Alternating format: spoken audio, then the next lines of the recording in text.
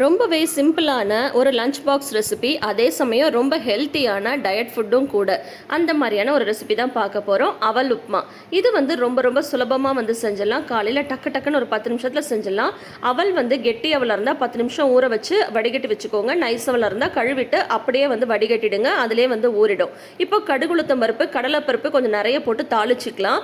அதுக்கப்புறம் இன்றைக்கி நான் 1/4 கிலோ அவல் எடுத்திருக்கேன். அதுக்கு தகுந்த மாதிரி வெங்காயம், பச்சை மிளகாய், கருவேப்பிலை இது மூணுத்தையும் போட்டு வதக்கிக்கலாம். வெங்காயம் லைட்டாக வதங்கினதுக்கப்புறம் நல்ல ஒரு 1/2 ஸ்பூன் அளவு மஞ்சள் தூள் போட்டுக்கலாம். நான் மறுபடியும் சொல்கிறேன், குவான்டிட்டி நான் நிறைய செய்கிறேன். அதுக்கு தகுந்த அளவுகள் தான் இப்போ நான் சொல்கிறேன். நீங்கள் அதுக்கு தகுந்த மாதிரி குவான்டிட்டி குறைச்சி போட்டுக்கோங்க.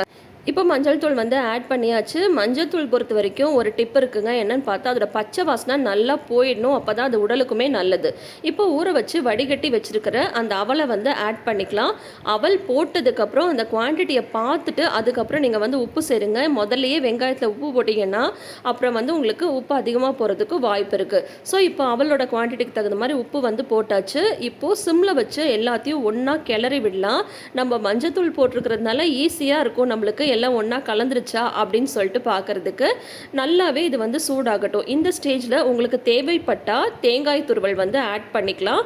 நான் ஆட் பண்ணல. உங்களுக்கு வேணும்னா அதை ஆட் பண்ணிக்கோங்க. நல்லா அவல் சூடானதுக்கப்புறம் ஒரு ஹாஃப் லைம் ஜூஸை நல்லா புழிஞ்சு விட்டுக்கலாம். இதை லைம் புழிஞ்சதுக்கப்புறம் ரொம்ப நேரம் நம்ம வதக்கக்கூடாது. ஏன்னா கசப்பு தட்டிடும். சரிங்களா?